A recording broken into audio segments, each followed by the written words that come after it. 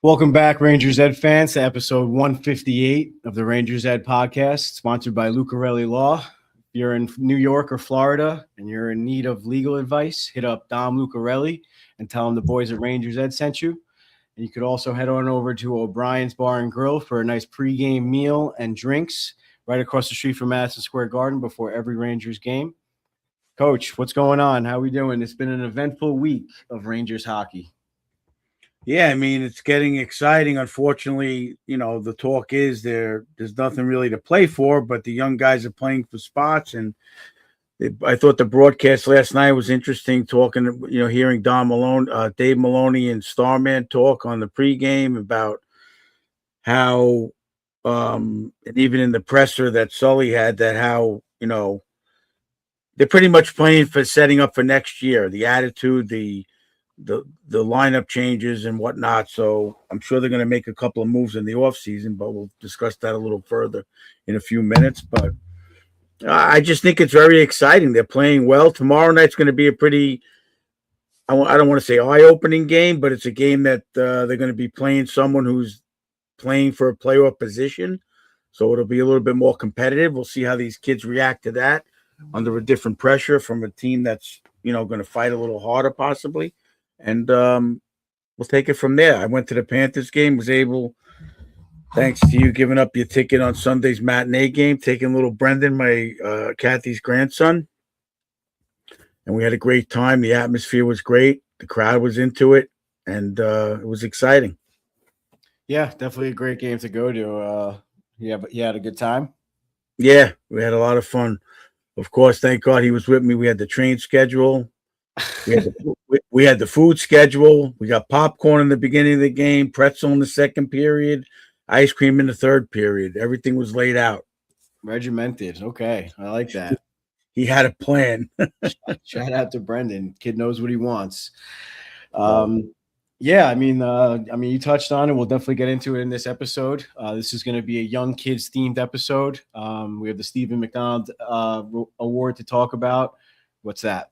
One more funny part. Let's just say that as a child, when you're that age, you always kind of have to be forced. Do you need to go to the bathroom? Do you need to go to the bathroom? Do you need to go to the bathroom? So there we are. We ended up in the third period. Mark and Kim had two seats next to them down low by Igor. So we went and sat down there for the third period because it's closer to the train also, so it worked out better. So Igor goes to score on the empty net. The Panthers block it. They almost score on Igor because he was out of position. Brendan turns to me and goes, "Papa, I got to go to the bathroom." I'm like, "What?" We run to the bathroom. I go, "He better not score while we're in the bathroom." My gosh. So I'm in the bathroom with him, and I hear the cheer like someone almost scored on the empty net. Turned out it wasn't him, but it was just a funny moment in my mind. Like, Brendan, if he scores, I said to him, "You're in trouble." That's crazy. That would have been crazy. That would not have been a funny moment after the fact. But well, luckily he didn't. But Igor had an eventful night himself last night on Stephen McDonald night. A little bit of extra effort. But before we get into that, I wanted to. How'd you do? You went out. You did a little event Saturday night. Yeah, Lindsay and I signed up for a beginner's curling class, if you will. It was super fun. So like we were sitting there just like everyone else, watching the Winter Olympics, watching the curlers. It was like the mixed pairs or whatever, the couple or whatever, the pair that won the silver. So we're watching that, and I was like, I've always wanted to try. Like, I wonder if like there's somewhere on Long Island, like maybe out east or something. So like I'm like looking it up. I Google it, quick Google, it pops up, Syosset, Long Island Curling Club. I was like, this has been here for 10 years, and we didn't know about it. Wow. Whatever. Long story short, I sign up. I actually get on the wait list because, like I said, everyone else was probably doing the exact same thing. And I get on the wait list. We didn't get into that class, which was supposed to be like, I think 2 or 3 weeks ago. Didn't get into that class, but then they sent out an email. Actually, the guy texted me because he had my number at that point because we were on the wait list. The guy texted me. He's like, "Hey, we decided to add another class. Are you interested? I'll email you the link, whatever, blah, blah, blah." And I was like, "Yeah, absolutely." So we did it. We went on Saturday. And, yeah, it was kind of I don't know. We didn't really know what to expect. We didn't know what we were going to be allowed to do or what they were going to teach us, if we were actually going to throw the stone, all that kind of stuff, if we are going to sweep. But we got to do everything. So like what they did was, first of all, the rink, coach, I didn't know that there was a rink there. It's if you're going in, It's called the Hub, isn't it? yeah, you've been there? I've never been there, but that rink was built when I was still in the early 2000s. I always forget the name of the team. What's the team that played at Iceland? The Gulls for a while. Yes, the Gulls played. The young Gulls teams played there. When all of a sudden there were rinks closing down, there was trouble getting ice time and stuff for high schools, and not closing down, but there was a scramble. That rink opened up. I've never been there, but yeah, that's been around probably for 15, 20 years, I'm going to say. Yeah, I mean, they have it all set up for the curling. I mean, the guy actually said, he's like, listen, like we don't get to do this very often because they prioritize hockey, but it's not a full-size rink. No, that's what I heard. Which I thought was odd. But I guess it was probably still smaller than Iceland, if I were to guess. I think the rink was made for the mites and the squirts like that. Yeah, the circles were much smaller, like the in zone circles. So anyway, they had I guess 4 stations, so like 4 curling targets, right? Like the rings on each side. So it's a lot further than it looks on TV. 150 feet. They're throwing these stones far. Is it that far? Wow. It's far. So it's basically a little bit shorter than a full-size rink, so about 50 feet shorter. And I don't know, after we did it, I mean, I'll get into it, but after we did it, I don't know how they're able to land it perfectly or get it in between the 2 stones. It's crazy. So whatever. So then we get there a little early. They're like, oh, thank you for coming early, whatever. They have the little table set up. They're actually taking donations to build a whole facility. So they're about halfway to their goal of to be able to build like their own facility. I would imagine it's probably going to be in a bubble. The goal wasn't really that high. I think it was only like $500,000 or something. So that seemed low for an ice rink or an ice facility. But anyway, so they had the whole table set up, T-shirts and stuff. So then we had to do like a quick little safety, whatever. Like he kind of just gave us the basics of like what the stone is.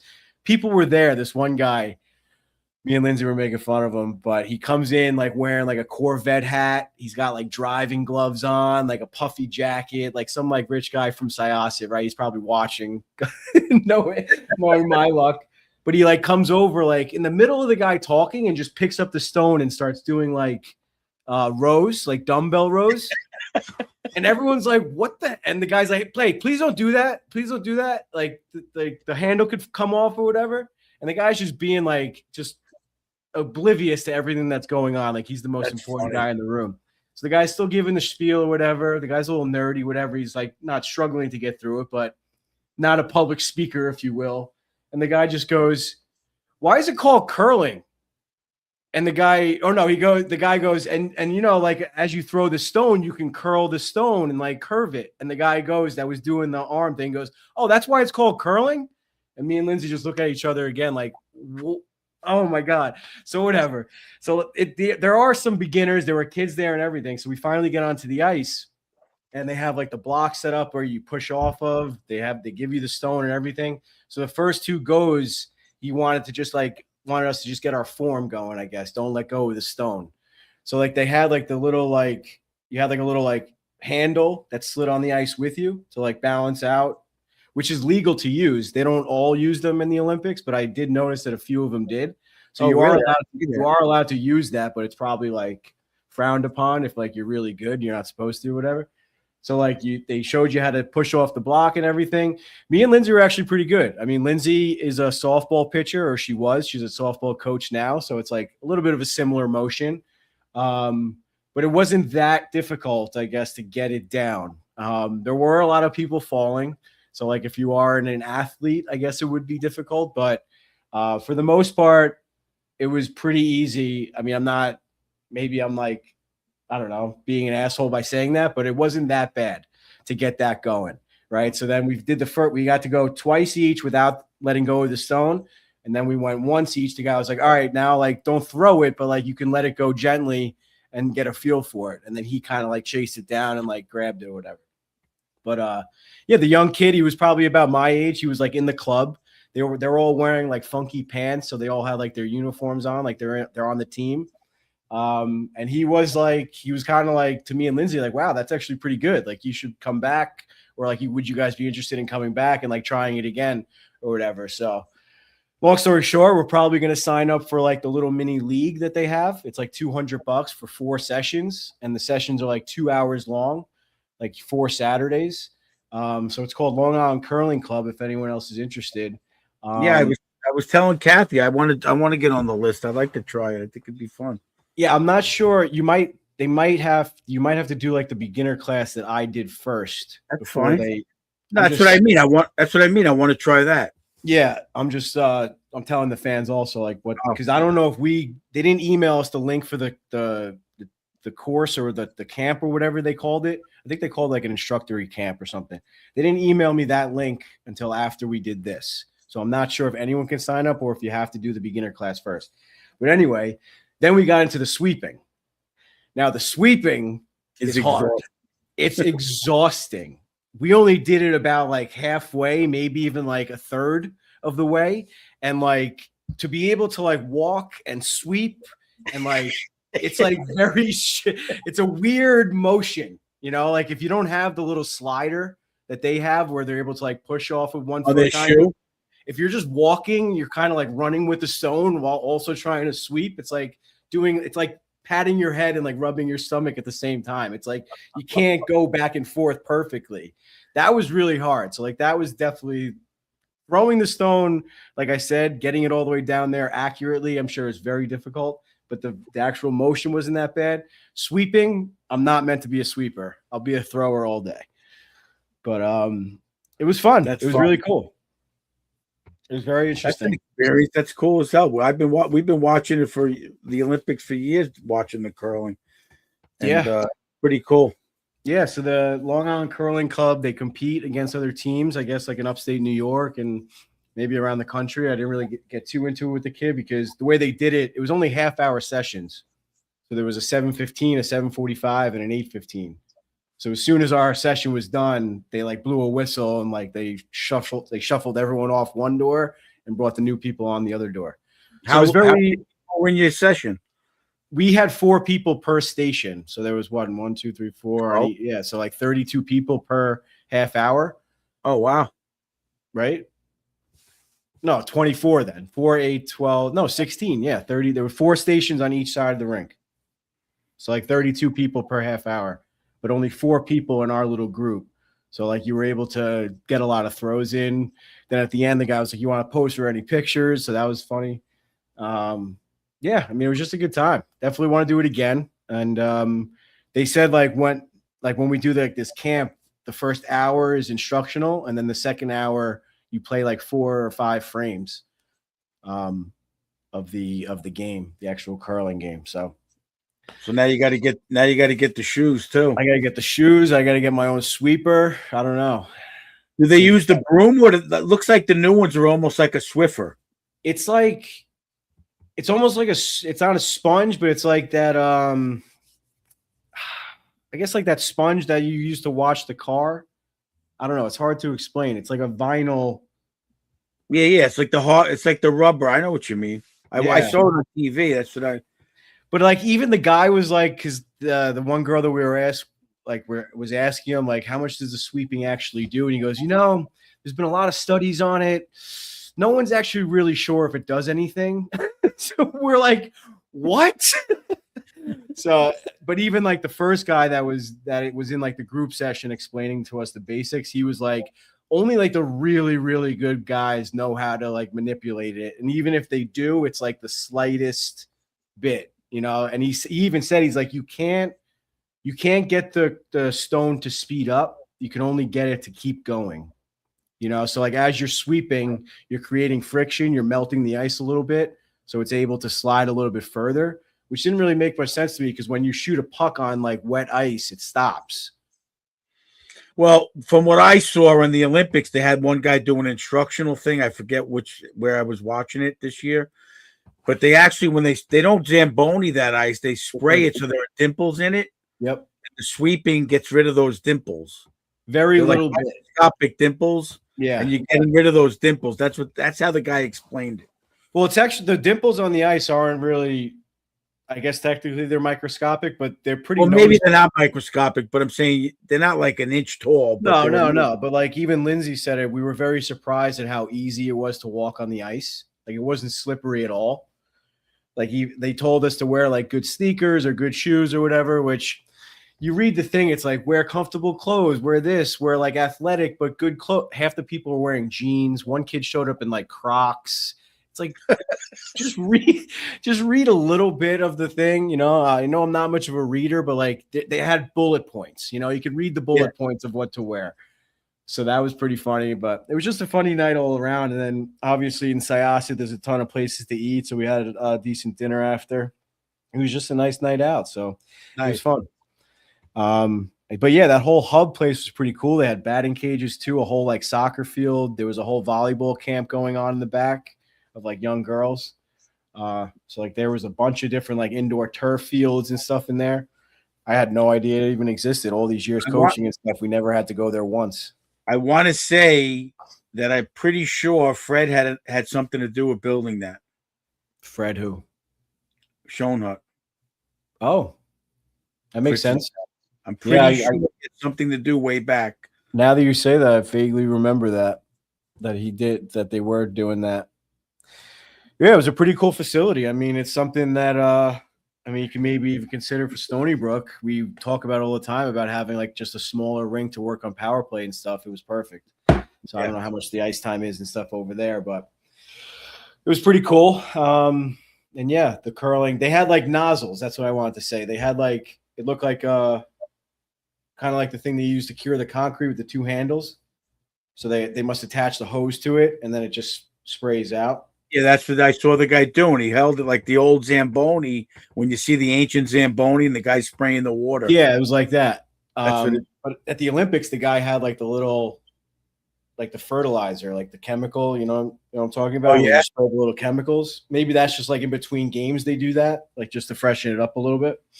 But yeah, overall, just a cool experience. I highly recommend it. If you guys are following us on Instagram, you definitely, or if you don't, you definitely should. I posted a nice video of me and Lindsay's our reps or our throws, I guess, if you will. And yeah, it was super funny. The one girl that we were with wasn't that athletic, so it took her a few tries to get it. But yeah, it was just cool. Not enough good things to say. That's cool. I'm glad you had that experience. Yeah, so we'll definitely have to go back. And if anyone else wants to join, like I said, it's Long Island Curling Club. You could find them on Instagram or just a quick Google. And it's the hub in Syosset or the sports hub or something. I forget. But if it's on Robbins Lane. What? It's on Robbins Lane. Yeah, if you're going towards like Underhill, where Ice Works is, it's like to the right behind the bowling alley and like that like industrial or like built up area. Yeah, Amazon's back there. Yeah. Yeah.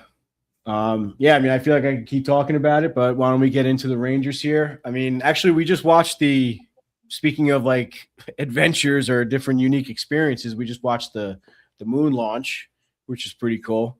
Yeah. Figured we just mentioned that pretty quick. Pretty outstanding, Coach. I went safe.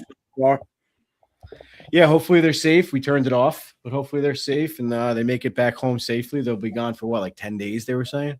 That's what they said. They're going to orbit the moon and come back. It's going to be the furthest exploration ever by a man. I guess the Apollo missions didn't go as far. Yeah, they didn't go all the way around the moon, I guess, which is just crazy to me. I mean, we were talking about it a little bit before, but like, I understand they have like simulators and stuff, but like, they're just going and they don't know if it's even going to work. It's just wild. Like, even the simulators, how do they even like know, like, how do they simulate something you don't even know what it is? Well, there are people that are a lot smarter and a lot higher pay grade than we are that figure all that stuff. I find it crazy. I'm a big fan of watching the movie Apollo 13. It's an amazing story to me, and just how they know like the angle it's going to hit the atmosphere and where they're going to land. How do they know where they're going to land in the Pacific Ocean? Like the That's ship. what I was just listening to them too, because they had to like shed the jets or whatever, like the fuel tanks. Yeah, How do they know where those are going to land? I don't know. Because he said he's like it'll make it back to Earth. It'll fall in the Atlantic or the Pacific Ocean, one of the oceans. What? What if it just lands in the middle of the United States? What does that mean? It'll land in one of the oceans. What if it doesn't? Well, it's got to land in the because it's I don't know. Could be high enough where I don't know. I don't know how that. They might have a guide on it where they guide it now. At this point, I don't know. Yeah, I guess they might have a GPS guide on it where it brings it to a certain place. I don't know how that works. Or maybe it gets like drawn to something somehow. It's just way above our pay grade. So let's just get into something that we kind of know about, and that's hockey and the Rangers. So like I said before, Stephen McDonald Award was given out last night to the extra effort, or the player that exemplifies what it means to give the extra effort, like Stephen McDonald did, getting shot or badly injured in the line of duty. He unfortunately is no longer with us, but his son Connor did an outstanding job, as he always does, giving the award out last night to Mika Zibanejad. I feel like I'm doing a lot of these for Mika this season. So good for him. He's having an extremely good year, just breaking a ton of milestones, a ton of, I guess, personal or whatever records and Rangers franchise records and 1,000 games. And he just continues to impress us. Even when the team's not doing that great. Again, last night, he had another good game last night. He seems to be the only one out there that's playing every single night, which is not something we said last year about him. So we'll bring it up again. Sullivan went across the pond, went over to Sweden in the offseason to pay Mika a visit. And as you could see, it's paying off tremendously. And just that alone, you got to give Sullivan his flowers and trust him with this team by just bringing Mika back to where he should be and will continue to be, I think, for the rest of his career with the Rangers. I mean, I'm glad he stuck it out and he didn't give in to being traded, a year and a half ago when they were talking about it. I mean, we were on him a lot on this podcast. But again, I mean, look, I've been saying it for a few years. You've said it. Panarin was not a good situation. It took away from a lot of guys, and Meek is rejuvenated. You could see it in his face. You could see what's going. I'm not saying they hated each other, but it's a different mindset when you're playing, with certain teammates. And right now, things are clicking with those three guys, and it's working real well. I mean, it's good. Look, it's going to remain to be seen. We've seen this at a Laffy before. Perreault's growing right in front of us, as Dave Maloney would say. Let's see what happens to finish the season out and going through training camp. It's going to be an interesting off season and how they come back in the fall. But I hope they build on this. Laffy's playing outstanding. And one of the interesting things I think we've debated this here and there, but is Mika going to be up in the rafters? I mean, you have to at this point. If he retires a Ranger or pretty much ends his career with the Rangers, even if he goes somewhere else for a year or two, what he's done in New York, he warrants being up in the rafters. If he wins if they win a Stanley Cup with him, definitely. No brainer, yeah. But if they don't. We said that about Kreider as well. Yeah, I mean, Mika's statistics are there. He won the Stephen McDonald Award 3 times. That's Mr. Ranger pretty much. His stats are there with the Rangers. He's breaking every record with the Rangers, of the Rangers, Yeah, he's getting up there. He's chasing after Gilbert too. I forget which record I forget which one they showed last night, but he's only a handful away from. Oh no, it was the 30-goal season. He's one season away from tying Gilbert for that. 30-goal seasons. I'm pretty sure that was it. I'm saying 70-point season it was. He's got to be near total points. Yeah, he's definitely getting up there, and I'd have to agree. They said it on the radio today that he's got to be in consideration for that. And I know fans, and we probably said it at one point, that we were kind of hating on him for not waiving his no move clause, but that kind of shows his loyalty and his dedication to this organization in a way. Yeah. I mean, if you want to look at it the way like, oh, if he really cared about this organization, he would waive so we can get people back. But no, he wants to be a part of this. He wants to retire a Ranger, maybe continue to break these Ranger records, and be up in the rafters one day. He probably sees Lundqvist. He goes through all these award ceremonies and stuff. And to go back on the Panarin situation, I don't think they necessarily hated each other or didn't get along either. But it's just like that human dynamic where he's now the guy. Like Zibanejad's now the best player on the team. Before Panarin left, there was the debate, right? You could have the debate. And it's just human nature to be like, holy shit, now I'm the best on the team. It's that confidence. I'm the leader. I'm the guy. I'm the first line center right now. That whole like dynamic is just, it's just putting him off the charts. And I think, like you said, Panarin being gone is not only made way for all the young kids, but giving Mika a chance to break out even more, I think. I mean, the other thing they were talking about a lot was how, I don't know the stat. Again, I feel bad that I didn't write it down, but there's some stat in the league that he's up in the top 5 in the league with McDavid, McKinnon, and I forget who else. Goals scored in the month of March? No, it was like a stat, like high danger stat. It was some kind of a stat that only the elite players in the league have. Maybe one of our fans might have seen it. They could send it on the message, but I forget what it was. But he was right up there with it, and that's how dynamic of a player and how he's playing now. I mean, just to get to the 30 goals again, if the last year was abysmal for everybody. I mean, we picked on him a lot. We felt he should have carried the team more, but the whole team was in a funk. We've gone over that over and over. But you know what? Again, he's still got another couple of years left in him. He could definitely play at that pace. And if he's got these young guys growing and they produce like they are in the last 10, 15 games, it's going to be, I think it's going to be a little more. I mean, again, I was optimistic last year too, but I'm pretty optimistic right now with the way these guys are playing.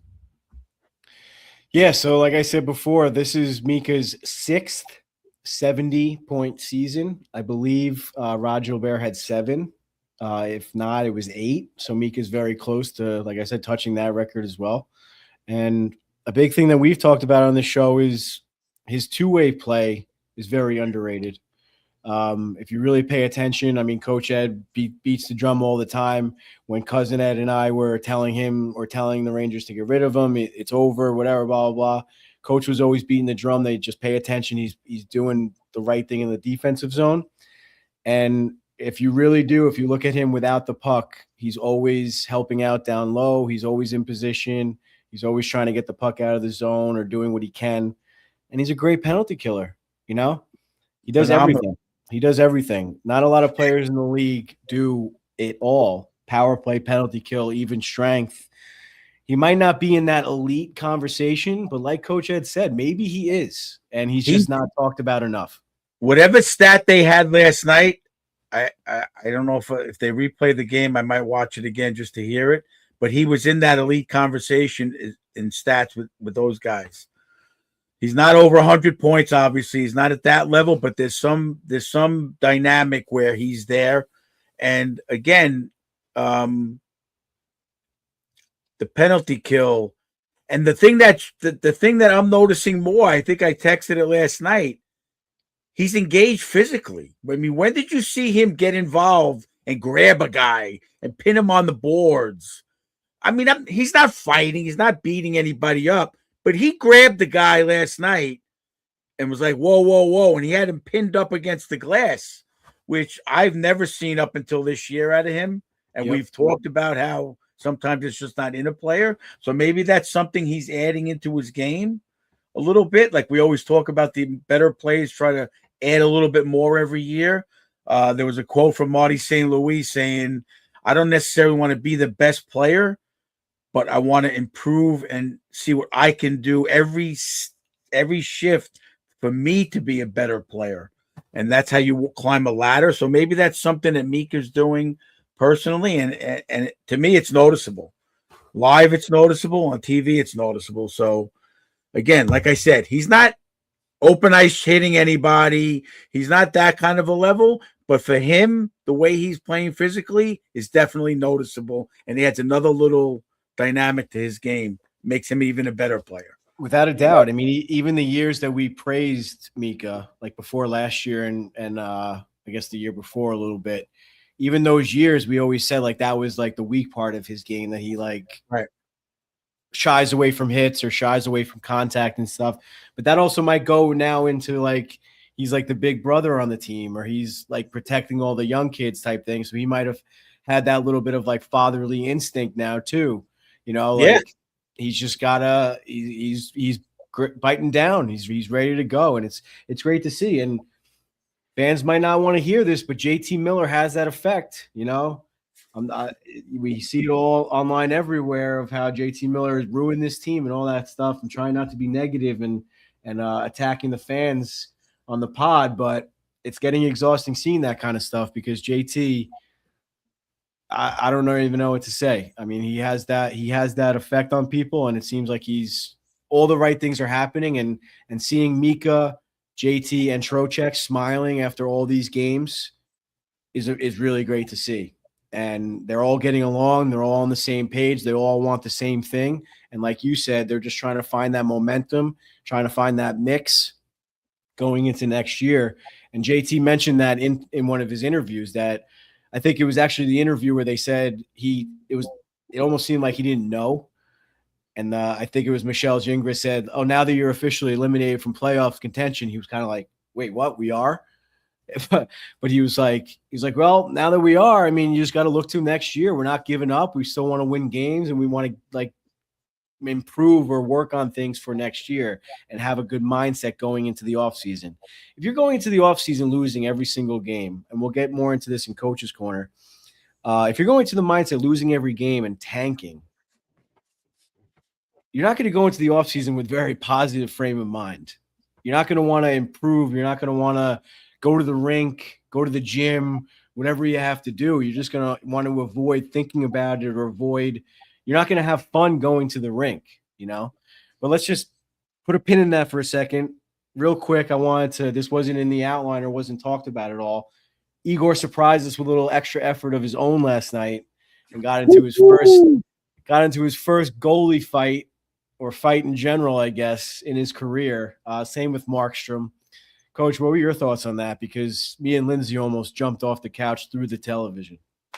I was watching it with Kathy. We were by her house, and I was like, whoa, I didn't see Markstrom coming down the ice. I mean, some people said they saw it, and maybe they were watching a different link. But I just saw Igor like pulling his stuff off. I'm like, what's he doing? And then all of a sudden, yeah. It was real quick. We probably looked at Kathy or something, but it was real quick. They panned to Markstrom, probably from like the blue line in, and like he stopped in the crease and then like skated over to Igor. It was crazy. Oh yeah, that was. I mean, again, it's showing the team coming together. I don't know. It sounds stupid, but no, I'm with you. And Sullivan said the same thing. It's showing the teams coming together, that they're all laughing on the bench about it. They're going to be talking about it for a long time. It's just something that the team can build. It's like a team building event that the coach would want to do. You know what I'm saying? Yeah. It only it happened naturally. And it was just, I don't know if I've ever seen, I guess Cloutier did it with the Rangers. They were saying 40 years ago or whatever. I don't even know what they said. Yeah, 1980 something. Yeah. And I don't remember it happening, but I've never seen the Rangers like that, that happen like that. And it was very interesting. He got a few good licks in. Yeah. I thought it was pretty good. It's exciting. He was boxing in the off season. That was how he was training. He was working on his reflexes and stuff with a boxing coach, which I thought was very interesting at the time. And now it paid off. But yeah, that whole sequence of events, I mean, my whole thought process was like, they got into like another scrum or whatever, like after Igor got clipped, right? And I was like, oh, great, they're sticking up for Igor. I was thinking about the Maple Leaf situation. about how it's going around the NHL. I was like, wow, the Rangers, they look like a team. This is great. And then I saw Igor go in. I was like, come on, Igor, get out of there. Because I hate when the goalie gets involved. I feel like it messes with their focus and stuff like we've talked about. I was like, Igor, get out of there. This isn't your – wait, what? What? Oh, my God. What? It was just like I couldn't even – me and Lindsay were like, holy shit. Like, did that just happen? Because Lindsay's not a big Igor guy. She loves Jonathan Quick. She thinks Igor, whatever. She was like, oh, he actually has a personality. She loved his interview after. It was super funny. His interview after was great. And I've never been so, like, excited or looking forward. I have to watch the entire postgame because they saved the Sullivan interview for last. And I have to wait. I have to wait to watch the Sullivan interview. And I enjoyed Laviolette's interviews. Gallant's were pretty good too. But like Sullivan post-game interviews is must watch. If you're a Rangers fan and you have MSG already and you're already watching the game, stick with it for another half hour, 20 minutes, or whatever it is, and watch the interview or watch it on YouTube the next day because it's worth it. But he reminded me so much of you because I forget who asked the question. It might have been Michelle again. She was like, when that's going through your mind, when that's happening, like what's going through your mind? Are you worried about the goalie getting injured or like, are you just like, what, like what's going, he just looked at her and was like, I thought it was great. I was like, that's Coach Ed right there. Like that's exactly what he would say. He just like took a second. I thought it was effing great. It was just like the perfect response. That was awesome. And it's just like the perfect team building exercise. And the reason why, again, as a coach, the reason why he thought it was great is because he sees them coming. He kept saying over and over, I'm just so happy for these guys. Yeah. Because the young guys have been given the chance. The older guys are helping them along. They're gelling. And they talked about the line mate with JT Miller, the line mate he had in Vancouver, that he's similar to Connor Sherry in style of play. And they're saying that he needed that kind of line mate. So, again, I'm not sure who they said again. I'm not trying to compare Connor Sherry to Brock Besser, but I could see that. I don't think it was Brock Besser because I would have remembered that name. But it's just interesting to see. Well, first of all, I talked about it briefly with you guys also. Does anybody realize that JT Miller is the third line center? Is that even – they don't even mention it other than in the pregame when they give the lineup. Well, Maloney keeps mentioning it that the center position shouldn't be overlooked because they're very strong down the middle right now. Which is what we've been saying. Like, don't get rid of Trocheck because now look what they have. You have I mean, I love Sam Carrick. Don't get me wrong. Shout out to him. God didn't want him to get hurt like that. We love him. Looked real bad. That was tough. He was in a lot of pain in that fight. He probably like tore his forearm muscle or something, or something in his elbow. I think they said shoulder. I think they shoulder. Said shoulder. The arm got like pulled back like this. It looked like he like hyperextended his elbow or something. Yeah, I mean, I love Carrick. But having that ability to have Noah Lauber as the fourth line center and the way they're playing, and we still have Edstrom that hasn't been playing. I mean, the way it's going right now, they're looking real strong down the middle, real strong down the middle. Defensively, they got stuff to work on, but Schneider's rejuvenated a little bit. I'm watching them make plays, and like Maloney said last night, the key is they're not just giving the puck up on a breakout. They're going tape to tape a lot. They're making a lot of good plays. Guys are in position. We talked about a lot of learning defensive responsibility. These young kids are ready. So we might as well get into Coach's Corner because I want to really discuss that if you're ready for it. Yeah, let's do it. That's everything I wanted to talk about. Very exciting. Oh, the last thing I wanted to mention with Igor, when he got the star of the game, did you see that when he came out and did like the little box? Yeah. Well, again, I wanted to say something else about Igor also. I mean, again, Panarin's been on the team how many years? How many interviews have we seen? Igor gets out there.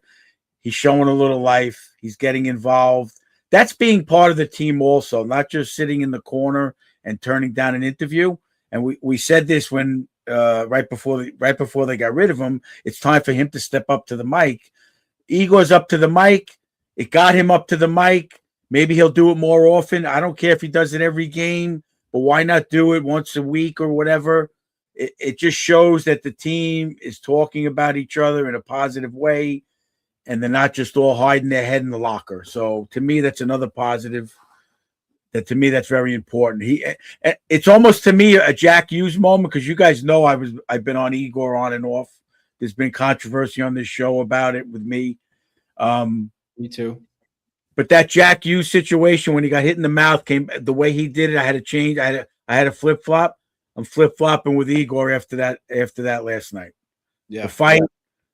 I always got annoyed when he got in the scrum. Also, like you said, we'll just get out of there. But you know what? He did it. He didn't get hurt. He did it. He did the interview.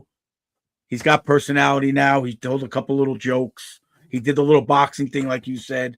He's engaged with the fans. It's nicer to see. Yeah, I'm definitely flopping. I'm back on Team Igor. I was texting you guys the other day that I'd be comfortable trading him with Dylan Garand, waiting in the wind there. But, you know, if he's going to play like that, if he's going to solidify the team, if he's going to get the boys fired up like that, you know, he's got to stay and do his thing. I mean, they keep talking about it too. Sullivan keeps saying he's the best goalie in the world. He gives us a chance to win every night. You know, I got to go with it. He made some big saves last night. That one he made with the glove on the short side, that was a save, man. As far as the interviews go, yes, I'm very proud of him for stepping up, but I want to see him step up after a bad game. Yeah, that's true. That'll show that it seems like he does hide or forget how to speak English when things aren't going so well. So we'll see. It's not like you said. It's not an easy thing to do. Hank was a different animal because, again, we only go by what Dave Maloney say, the reporters that we listen to, his competitiveness, and sometimes he might just be so pissed off and mad that he can't even express a word, especially with the language barrier. So I'll give him the benefit of the doubt on that. Maybe when he grows a little, that can come out. And maybe when the team is playing better as a team during the season and not losing constantly, you know, if it's a given loss after they won 5 in a row, then he can come out and talk. But when it's the constant questions over and over, that's a hard thing.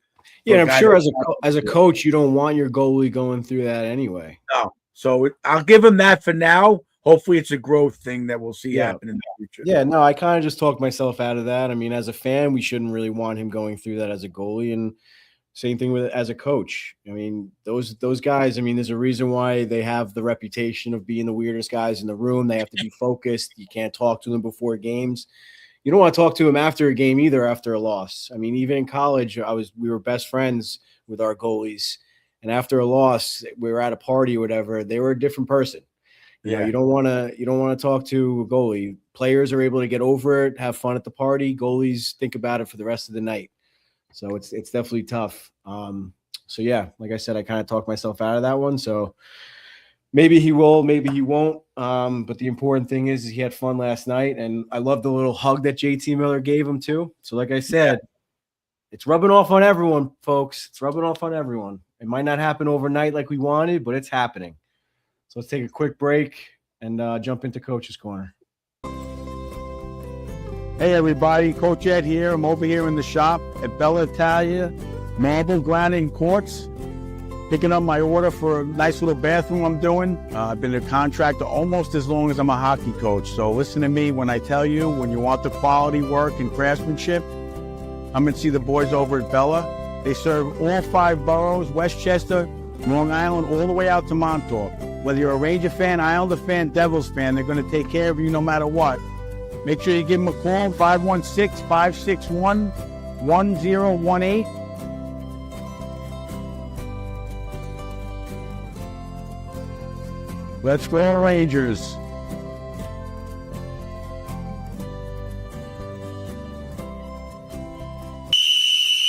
All right, boys, bring it in. Here we go. Shout out to Bella, as always. Our boys over at Bella, always counting on them to do the right thing for a couple of my customers. They're always there for them, always responding after the fact, and always supporting the project. So a couple of things. The first thing I wanted to talk about was the Toronto situation. That was on NHL Network probably for the last 2 weeks. A lot of hot topics. It was also on Spit and Chicklets. Biz talked about it a lot. it reminded me a lot of the situation with Tom Wilson and Panarin when they didn't respond to that, and then they ended up getting rid. They hired Gallant the next year to toughen up the team a little bit, to build the character of the team. I don't see that happening now with the Rangers. You have guys like Will Cooley. You have guys, the character guys in the lineup that I don't think would have to be even asked by the coach to do anything. Obviously, JT Miller. And again, like I said, Meek is even stepping up, not getting involved in a brawl, but in it, in it physically, the after the whistle stuff. So it's great to see. So I did a little bit of homework. I'm not this big guy that I can get on a lot of websites, but we talked about 2 weeks ago about these second, third round picks and that Drury's been trying to accumulate them. And the fire Drury chance, it hasn't been around recently, but there's been a lot of criticism for the last 2 years, even on this podcast. Not from me, I don't think, but in the drafts and in how the Rangers are developing prospects. So I'm thinking last night, I'm watching the TV, I'm going, we got Hemlash, we got Laba, we got Perreault, who else? Cooley, Robertson, Schneider. I want to see which draft picks Drury has picked. So from what I understand, from what I was able to look up, and forgive me for looking down at the phone, but his first draft was 2021. So he did draft Offman, but he also had Brody Lamb, who they recently signed, who they're high on. Hemlash was drafted in the 5th round. He's making a splash he's making a splash right now. Not even making a splash. He's putting up almost a point a game. He's got more goals than Offman had in his career. Yeah. With the Rangers. I'm not saying that Offman can't turn out to be something. Well, look, but Othman just got flipped for Jacob Battaglia. That's why I was sending you guys those posts. He just got star of the week for the OHL. He's killing it for the Firebirds in the playoffs right now. But what my point is, Othman was a top prospect. There's no way the Rangers aren't going to pick him. Right. You know what I'm saying? So that was their first round pick. But I'm talking about second round on. Mm-hmm. Guys making an impact. So that was 2021. 2022, Adam Sikora, second round. Noah Laba, 4th round. Victor Mancini, 5th round, who they ended up trading for JT Miller. He was involved in that trade, I believe. I believe it was Hedel and Mancini, yeah. Okay. The kid Maxim Barbashev, I remember watching at the prospect camp. I'm not saying he's doing anything, but these are after first-round picks. So everybody's been on the Rangers for developing prospects for the last 2-3 years. Not everybody, but a lot of people. That's a pretty good development in those 2 drafts alone so far. So let's go to 2023. First round, Gabe Perreault. Third round, Drew Fortescue. 6th round, who I loved in the prospect camp. We thought maybe he would make the team. Dylan Rubruck. Yep. Who could possibly make it. So that's 3. To me, 2 guys are playing regular now, and possibly a 3rd guy's knocking at the door. Big kid, right? Last year, 2024, the kid Aspinall, I remember seeing a little bit about, but I don't remember too much. They only drafted 4 guys last year. One was the kid EJ Emery. His idol was Keandre Miller. We'll see how he turns out. It's still open.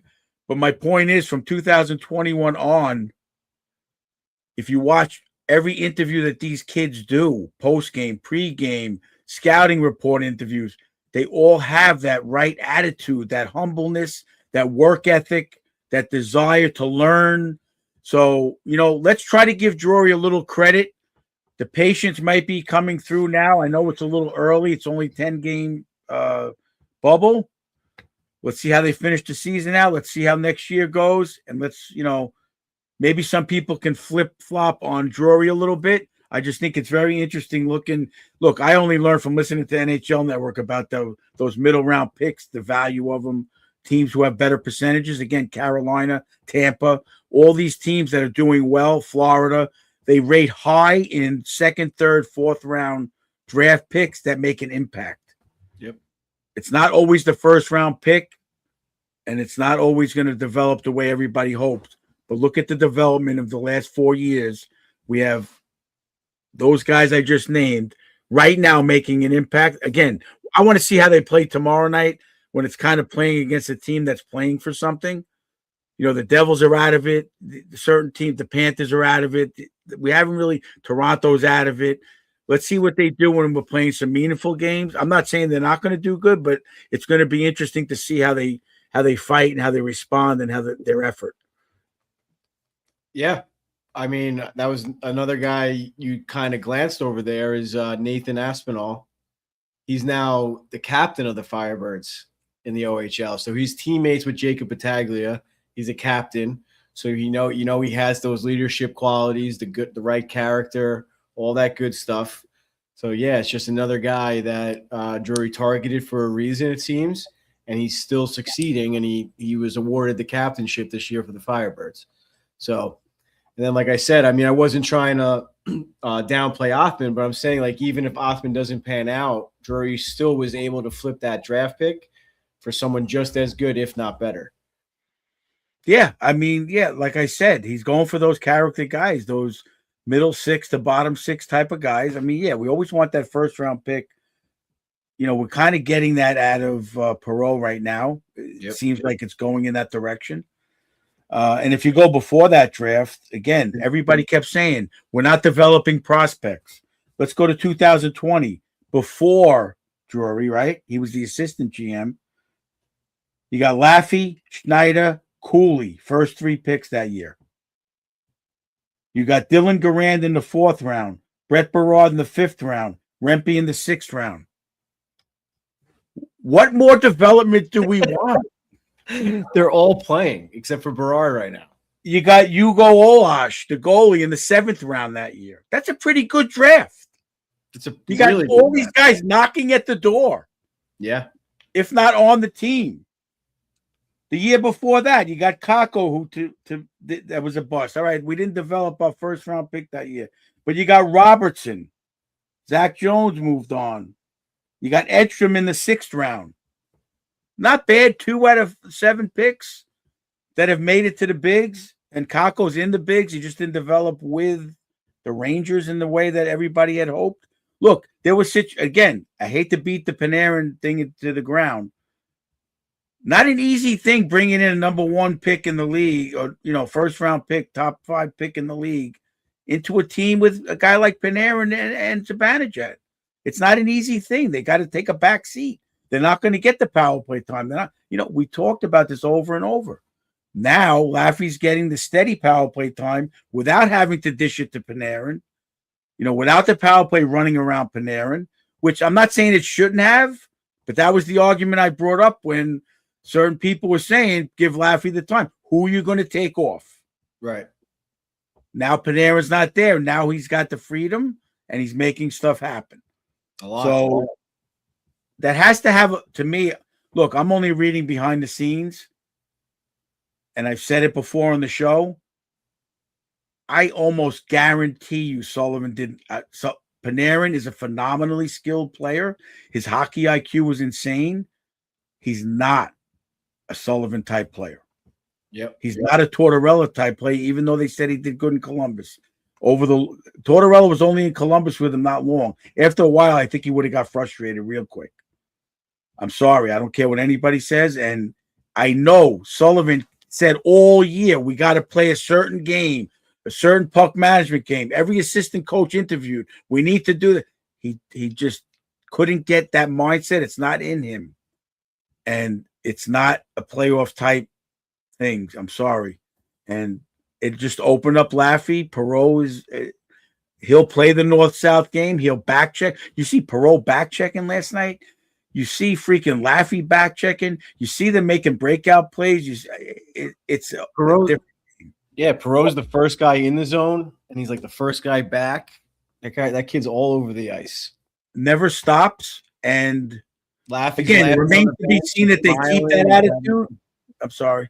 No, it's okay. Okay. It remains to be seen if they keep that attitude. But again, in all the interviews and the character that they're drafting, I would be shocked if they fell off that desire to succeed and learn level that I see him drafting just from watching body language, watching their attitude on the bench. Look at when Sikora scored. Look when Hemla scored last night.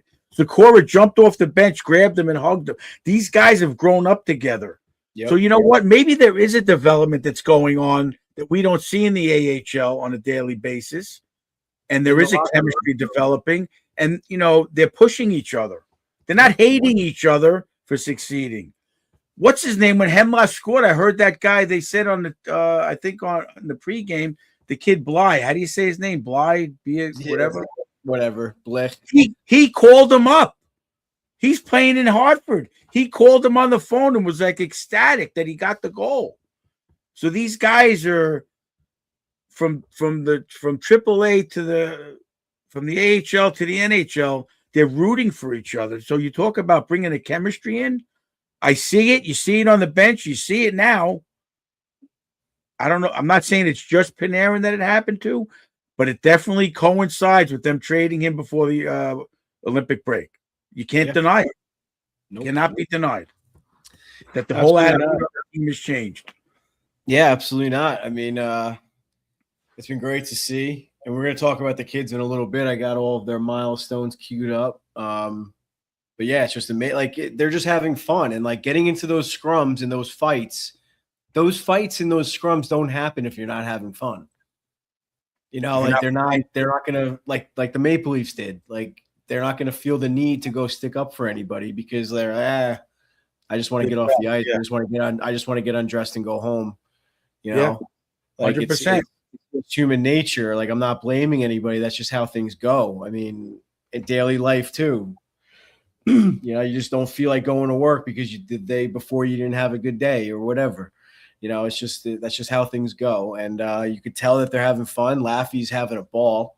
I mean, obviously, it's easy to have fun when things are going well. So, like you said, we'll see how it goes for the rest of the year and in the offseason and how they come back. But it's a lot of fun to watch now. And like I said in my little spiel a few episodes ago, there's reasons to go to the game right now. Just because they're not going to make the playoffs is a reason to go see these young kids and see them develop and right before our eyes, like Maloney says, you know, and it's just awesome. It's a lot of fun. And like you said, they're all supporting each other. Garand said that in his post-game interview after he got his first win.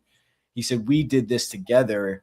Now I feel like now it's our turn. It's our time. We've been waiting for this for like 5 years, you know? So just like that, you know, like for him to say that, that's why I named the episode, It's Their Time. That's what he said. He said, I feel like now's our time. It's finally our opportunity. He said something along those lines, you know, and you feel for him. It must suck to be, I mean, must be great to play for the Wolfpack. Don't get me wrong, but it must suck to be like, when am I going to get a chance? You know, like I've been doing this for 4 or 5 years. And how am I going to get a chance? They got Panarin. They got this guy. They got that. How am I going to get a chance? You know, look at Garand. They had Lundqvist. I think Garand was technically in the system with Lundqvist and Shesterkin. Then they signed Quick. You know, out of nowhere they signed Jonathan Quick. He probably thought he might have got the backup job that year. You know, like it's tough. It looks like he's going to have it next year. We'll see what happens with Quickie, but it's looking that way. And again, we talk about player development and how everybody says they're not developing. They didn't force him into the NHL right away. They had Shesterkin. They got Quick. So he's able to play 60 games plus in the AHL with a lot of these guys who now they're teammates. Yep. And they're all cheering him on too because there's 6 or 7 of them on the team now. They grew up together. So, you know what? Maybe there was a plan or maybe it happened by accident. But right now, in this last month and a half, it's working. And Garand stepped up to it and he's playing. He showed he could play in the NHL. And, you know, it's going to be real interesting. They have a lot of options for next year for sure. They have a lot of guys that they could trade if they need to make a move. They have a lot of guys that can play in the NHL right now. They shut the Devils down. They shut Jack Hughes down. He didn't school anybody. And not to get off the subject, the guy that I'm not impressed with after last night, I wish I could have saw him live. How did Luke Hughes get $7 million a year? If you're not going to, there's no way you're not telling me that that's not a Dennis Jean Potvin deal. That guy didn't do anything, and he's getting $7 million a year. He was I making don't some nice understand tape how they to tape gave him passes that much on the, money. he was making some nice tape to tape passes on the power play, but like, I mean, but nothing like right. I mean, anyone can do better that. Like, or anyone should be able to do that. You know, I love Robertson. He's not playing better than Robertson to me. I'm sorry. Right. I'm sorry. Robertson makes heads up body position, breakout passes. He makes a lot. He makes like 90% the right play. Yeah. Because I'm watching him because I love him. I don't see how he's getting that much money so quick. I'm not saying he's not ever going to get to that level, but $7 million. He was in the league a year and a half. Well, it's the same. Jack Hughes got the 8x8. You know, Jack Hughes is a dynamic player. They try to make a prediction. Yeah, there's no question Jack Hughes isn't a game-changing player. Yeah, it's a matter of physically if he can handle it. Again, you know, I'm not sold that he's going to break any Wayne Gretzky records, but when he's in the game, that team's a different team, and you have to key on him because he finds the puck. Yeah. He's that kind of guy, and but Luke isn't. He got that money right away. I mean, I'm sorry. Yeah. Anyway, let's not get off that subject. But no, we could talk about that all friggin' night. I feel the same way. He was holding out too. Like he missed training camp, and he's like, what, 15 years old? Like, go to training camp, dude. Like, what are you doing? Yeah, like and you have to think that Jack had something to do with that. So that kind of pissed me off. 100%. We already flopped on Jack. Now we're not allowed to go back. We can't go back. Yeah, I agree. He's nothing special. I mean, he kind of reminded me a little bit like Quinn, how he skates a little bit, but he's nowhere near on that level either. No, they all have that stride. They could all skate. The mother taught them how to skate. They all have it in them. Yeah. There's definitely not a lack of skating ability. Yeah. But it's just I don't see him being on Team USA in 2 years for the or the World Cup or whatever. That's for sure. I mean, but they ride Dougie Hamilton into the ground, and Luke Hughes isn't doing anything. You know what I'm saying? Yeah. Because God forbid they say something about him. We got to get Nick back on. Neil Villapiano. We got to get him back on. I got to ride him on that. Shout out to Neil, though. He officially made his decision to go to, or he officially committed to Syracuse for his master's degree. So nice, good for him. Yeah, shout out to Neil. The next time he's on the show, he might be doing it from his apartment up in Syracuse. Hardworking kid, good kid. Yeah, definitely. Leah, the last you mentioned Hamilton, and it made me remember him and Trocheck were kind of like scuffling on the ball. And then as soon as like one of them saw Igor and Markstrom going at it, like they both just stopped what they were doing and turned around and like started and just watched the fight and started laughing. I don't know, great. They're both like, ah! And then they just like turn around like at the same time and they both smile and just start laughing. It was great. Like if you watch it from like one angle from like center ice, you see them like behind Igor on the wall on the boards in like the corner. It was super funny. So yeah, good stuff last night. It's a good time to be a Ranger fan, even though they're in last place. But I am looking forward to next year. Watching these young kids is a lot of fun. So with that, why don't we get into our milestone moments brought to us by Old Country Ceramic Tile in Westbury and Port Jeff. So on March 27th against the Blackhawks, we had 3 milestones or young milestones, we'll call it, for the kids. Adam Sikora scored his first NHL goal, like Coach mentioned before. Dylan Garand got his first NHL win, and Drew Fortescue got his first NHL point. So yeah, like we were just talking about the last couple minutes, these kids are making an impact, and it seems like they want to stay. And I don't really see a reason to send them down or make them go back down to the Wolfpack. I know we just talked about it, Coach, but what are your thoughts on these 3 special milestones? Well, first of all, Sikora almost got the Gordie Howe hat trick. Yeah. I was looking up the box score to see if he got an assist on anything because I didn't notice. I mean, he could have had it, you know.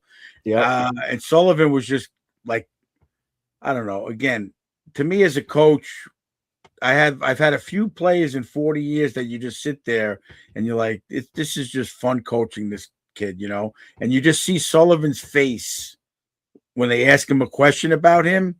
I hope the kid makes it and he's a part of it because he just like makes everybody excited. Yeah. You know what I'm saying? His every shift, he's just doing things, coming back to the bench, smiling, you know, and everybody, I don't know. He just puts a glow in the room. He's one of those guys, a person who just walks in and he makes everybody happy. So Yeah. Sullivan said, he goes, I've never seen the kid not smiling coming to the rink or leaving the rink. But You know? he backs that up with the hard work too. Yeah. He's smiling, but he's working hard while smiling. He's not just like goofing off and having fun, you know, like he plays like he shouldn't be smiling. You know what I mean? Yeah, Does that make exactly. sense? So yeah, Maloney mentioned it too. Maloney's funny to listen to, man. He's tough to listen to sometimes actually too, but he's funny sometimes. He like stumbles over his words and stuff and like forgets what he's gonna say. Hopefully he's not getting old or anything, but I just think he's just What do you mean? He's older than me. I'm doing it, so could you imagine doing it? Yeah, I mean, well, I'm saying like I hope he's not like getting to that point where he's struggling, you know what I mean? But like it's just funny because he's like he gets all excited. He's like it's almost like he like says to himself, like, wait, did I just say that? Kind of thing. But yeah, he even said it too. He's like, I saw him downstairs, and I think he's still smiling from his first goal the other night. So did you hear the story? Did you hear the story about how what drove him as a kid? He read the book about Jaromir Jagr doing the squats. No, I didn't hear that part. He started doing the squats. He read the book as a kid about how his father made him do the 1,000 squats a day or whatever it was. And I think they said it's like an 8-year-old or something. He started doing it. Supposedly he's like a tree. He's like a rock. Yeah, he seems like that. He's a little short, stocky, skates with a lot of power, and yeah, you see him without his shirt off or with his tight shirt on in the locker room. He's definitely a moose. It seems like he's that type of player that Sullivan loves. You know, that just like in your face, fast. Doesn't have to be like oversized or whatever. Just makes an impact. And yeah, you can't ask for much more. Yeah. Furthermore, Dylan Garand, we talked about him enough already, I think. But I've been very high on him, or we've been very high on him since we saw him win the Wolfpack. He impressed me like the first game I saw him playing with the Wolfpack. I just saw right away that he was dialed. He was on every puck. He made a lot of like acrobatic saves. Just seems like he's the complete package. And I know he's just a goalie, but he's got the right attitude also. He was great in the interviews, supporting his teammates, like you said. Super excited about them all coming up together and growing up together and getting this opportunity. And finally, Drew Fortescue is one of the kids that you mentioned, late draft pick, coming out of NCAA, Boston College. We talked about him a lot on the last episode, so go back and check that out if you haven't yet. But yeah, looking forward to watching him play. And I keep telling you guys that I really like the idea of Schneider finally having a consistent left-handed partner. I think he's the perfect playing style for Schneider too. I think Schneider can be a little bit more. I think it's actually they're very similar players. I think they're both very good defensively, and they bring that little bit of offensive threat. You know, so I think them both being able to trust each other, being stay at home, will allow them both to also do a little bit more offensively, if that makes sense. Yeah, I agree with you. I mean, I do see he's a little slow getting into position, coming back here and there, but he doesn't give up on it. He doesn't coast, and he finishes the play when that happens. He rides the guy behind the net. I've been watching him. I'm going to watch him again tomorrow night for sure. It's just the fact, again, just the fact that he had 200 people there watching him. I would almost guarantee that this kid comes back in better shape next year, ready to play than anything. Yep. They asked him in the interview, you know, how rare is it that you're able to come into the NHL and go sleep in your bed that you grew up in? Oh yeah. after the game. I thought that was a fun little fact, how he Yeah, goes, I sure. have a hotel, but I'm going home tonight. But I would be so shocked if he doesn't come back like in better shape, ready to play, the whole thing. That whole family dynamic where, again, it's not easy for these guys like Capo Caco coming from Finland. It's a different situation. So, again, having that home right there is going to help them a lot. Having family and friends, I think, is definitely a plus. So we'll see. He's got a lot to learn, but playing with Schneider, I love the way he's playing. He's definitely not a liability. And I see him making some nice passes and movement of the puck as well. Yeah, he doesn't shy away from hits or anything like that either. He definitely needs to put on a few pounds, but he's got the height. So that's the one you can't grow. You can't teach. Yeah, you can't teach height, and you can't teach that the aggression, and you can tell he's got both. So yeah, exciting stuff for these young kids. We talked a lot about them this episode. If you're just joining us now, definitely go back and rewatch. Definitely exciting. Oh, the thing I wanted to mention, I want to try to find it, but I remember, I think it's when they lost to the Mammoth in the first half of the season.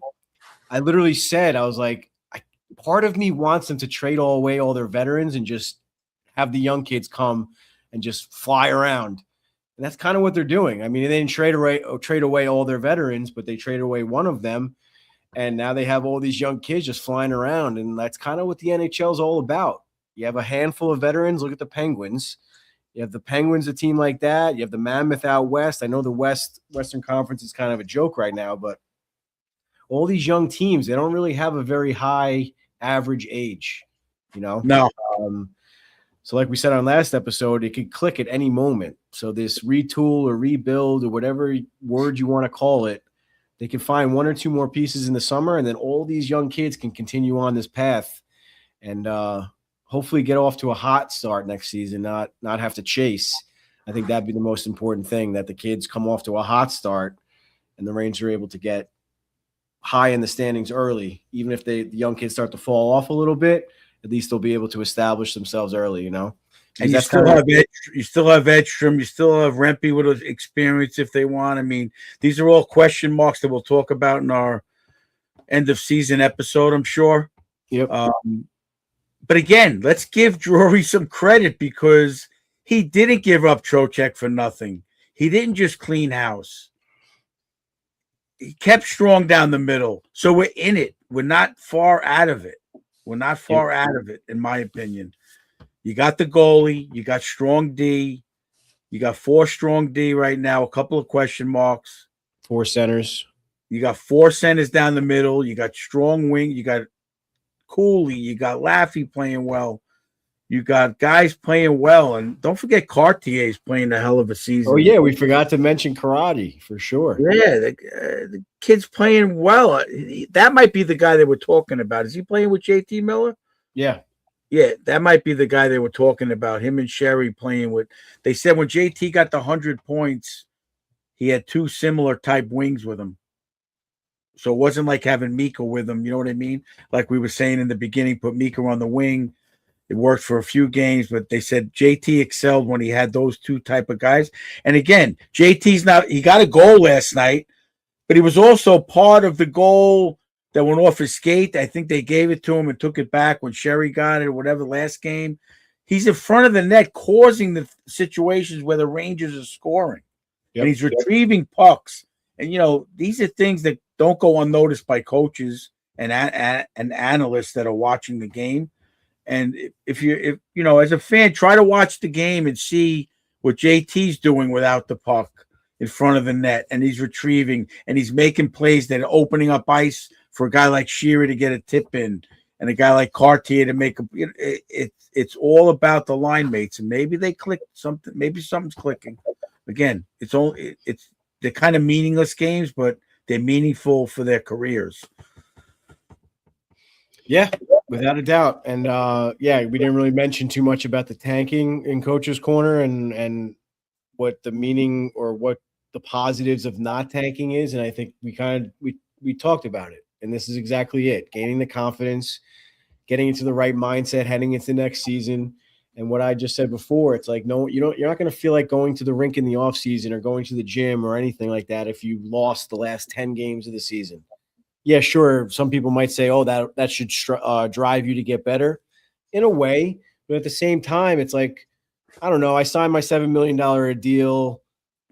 We're just going to lose next year anyway. We're not making the playoffs. So maybe next offseason will be my offseason. You know what I mean? Like, just like no, definitely. Whatever it is, it's just like anything could happen. Like, they're humans. And again, let's go back to the Sidney Crosby statement that he said he comes back to the rink every day to win. There's no way Igor, with his competitive level that they rave about, is going to tank a game or not get pissed if he loses a game. Yeah. And if they were going to tank and go for the pick, they'd be sitting out JT Miller with an injury. They'd be sitting guys out. They're playing to win. And if they tank, you're not developing the guys again the way you should, the younger guys. This is all a learning curve for the last 20 games, over and over. It's a learning curve for the young guys to have confidence. And like you said, to go out the season on a positive note, to say, I'm going to work out and get better, put on another 5 pounds and just move it on, and for them to work out maybe in the off season, some of them together and, be together. So you win. There's no way they're tanking for a draft pick. No, I mean, well, the players are never going to be tanking, but the thing is with management, I understand what you mean. The organization. Right. So, but that kind of is what Drury's doing. He's kind of just playing all of his AHL players, seeing what they have. They were talking about that on the radio today. That's what Toronto should be doing. They should be sitting their guys out or whatever and bringing up some Marlies and at least seeing what they have for trades or for next year or whatever. That's what Drury's doing. Just happens to be that they're playing really hard and they're winning games, So management kind of is trying to tank, if you will, or it's more like, hey, like whatever happens type of thing. Right. You know what I mean? I don't think Drury's putting out his team and saying like, oh, these guys are going to lose. Like it's just whatever happens. So, yeah, I think all positive things moving forward in that regard. I forget what I was going to say about JT Miller, but I'm sure I was just repeating myself. So no worries there. I think now that the team is doing hot, we could bring back Stars of the Week. Coach, if you could do it on the spot, I'm going to probably do it on the spot as well. I'm not prepared. So let's just do that and bring it back. Before the milestone moment was brought to you by Old Country Tile. I know I mentioned it before, but as always, if you need a home or kitchen renovation, you need some tile or flooring or anywhere in your house, I guess, head on over to Old Country, and you could always meet Coach Ed over there to help you pick out your next project. Stars of the Week brought to you by Suiter's Sweet Treat.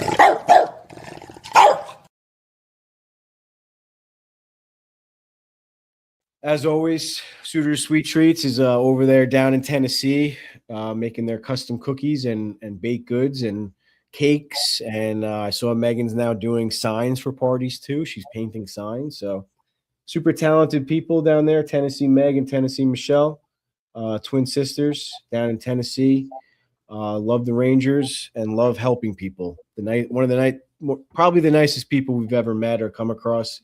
They're always just trying to help people, volunteering, helping out at someone's farms, petting the horses. I don't know. We get all these pictures, and they're just so generous and very nice people. They're always doing something.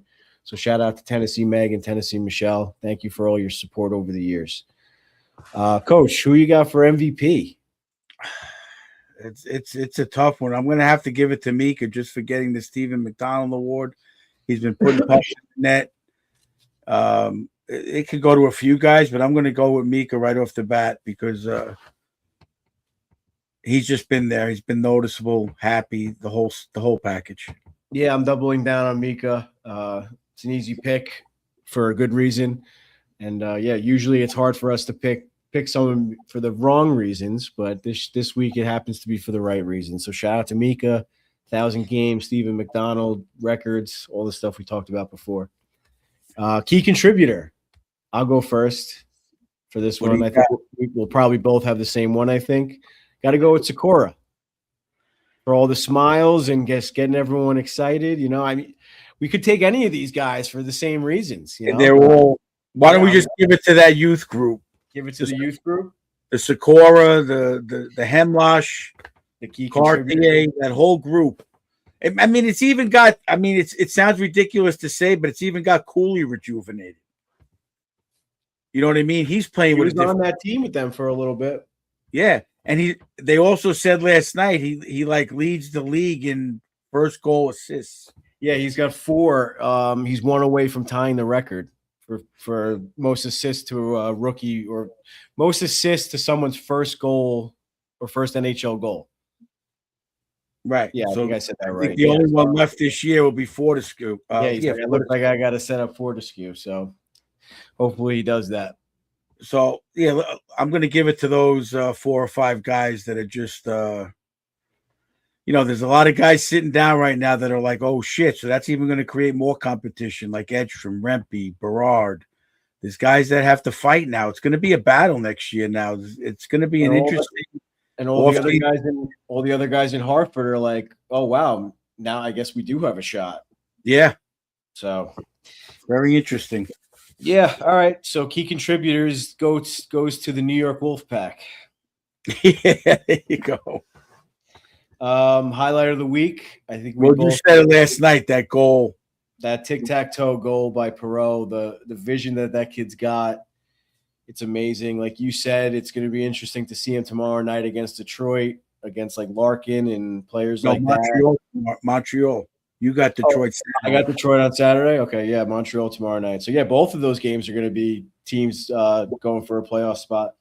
So yeah, it's going to be interesting. But yeah, I love his vision, like we said before, with his work ethic, forechecking, back checking, the whole package. But just that whole play. It started with Mika behind the net with the puck. I want to watch it again. I want to see like what Mika was doing after he got rid of that puck. Because then he kind of like drifted out towards the blue line, I think. And then he just came back. snuck down the middle and no one picked him up at all. So yeah, great vision by Perot. Even the goalie, like the pass was like through the crease almost. Yeah. Like went like right by the goalie. Yeah, great play. I noticed with Igor, watch Igor now. He's been doing it a lot lately. He's meeting, like if they're going on that backdoor pass, he's meeting the guy with the puck with the pass. He's not just doing that reverse V in the crease and trying to defend it. He's going out on an angle and meeting the guy at the top of the crease with his stick and the pass. Watch him if you watch tomorrow night if you can. Following the pass across, I'm not really sure. He's following the pass across and meeting it and challenging it, like smothering it, not just going across and leaving any openings. Like across the goal line, yeah. I noticed last night he did it a few times. Yeah, it's very interesting because Hank was the king of like staying in his net, and but challenging him, I think, is the fool. I mean, he doesn't do it every shot, but I notice he does it when he feels. I mean, obviously he's reading the play, and we must have the guys covered in the high slot, in the slot, and he knows it's coming there, so he's able to make that read and challenge. But again, that's the level of hockey IQ, even as a goaltender, to be able to figure that out so you can make that challenge. Yeah, for sure. Do we have a doghouse? I don't know if we can give a doghouse. I don't know if I can give a doghouse. The play of the week was phenomenal. I mean, I don't want to give anybody in the doghouse right now. I mean, who's not playing good that's been in the lineup for the last 3-4 games? I can't pick one guy out. Sherry's playing the way he always plays. Is there any chatter on Instagram or on Twitter about him shouldn't be in the lineup? What's going on? No, everyone is back on. Well, not really back on the Sherry train. I mean, some people still say he's the worst player in the league and all this stuff, and it is what it is. It's hard. I can't give one guy that's playing right now to say he shouldn't be on the ice. Personally, no, I'm with you. I got no. I mean, if anything, to me, again, we'll talk about it season-ending episode or preview for next year, whatever. Borgen's the guy that's got it. He has not been playing up to the way he was. I said that a few episodes ago. Anything, I'm not going to put him in the doghouse because he's not making these glaring. He's not causing, losing games or anything. He's just not. He's struggling a little bit. Yeah, I wonder what's going on with him because in the beginning of the year he was like top 10 of like the defensive stats or whatever, the Corsi or whatever it was that they were sending us. But yeah, he'll turn it around. Hopefully once things reset and maybe he's got a consistent partner himself, he'll be able to get a fresh start next season. But yeah, I'm with you. No one in the doghouse for me. All right. We're not in the playoffs, and we got a clean doghouse. That's it. It's an oxymoron. Things are looking up. Things are looking up. All right. Last but not least, we got the upcoming schedule sponsored by Sorrento's.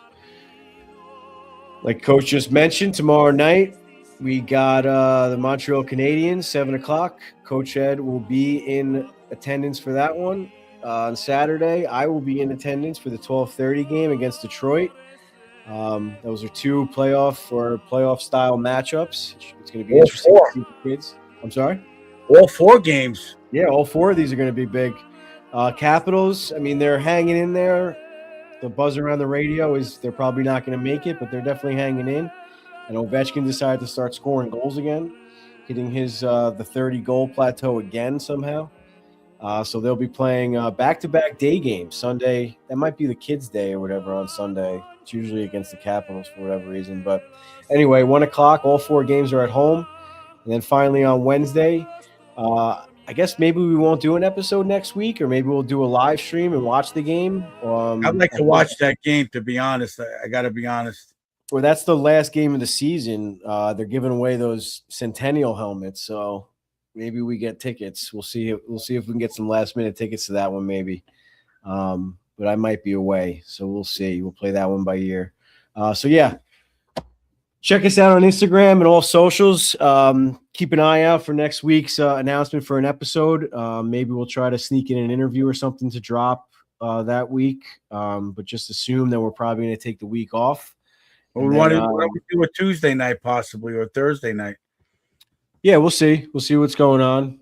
Like I said, stay tuned or keep an eye out for an announcement. I'm trying to think if we have any guests that we could quickly line up or something. Well, we have the O'Brien's Bar and Grill April 13th viewing party. They're playing Tampa Bay. No, Florida. What's that?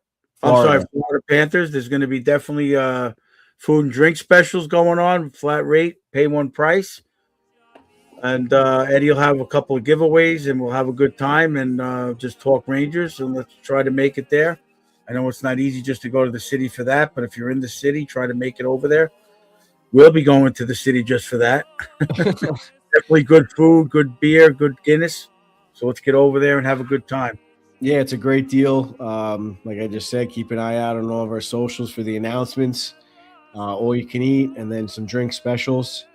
Yeah, and the food's amazing. Last time they hooked us up with a bunch of appetizers, mozzarella sticks, chicken fingers, all the hits. Then they also got oysters, baked clams, you name it. Really good food, really good drinks. I don't drink anymore, but the Guinness I heard is really, really good. So definitely head on over to O'Brien's and give them a shout.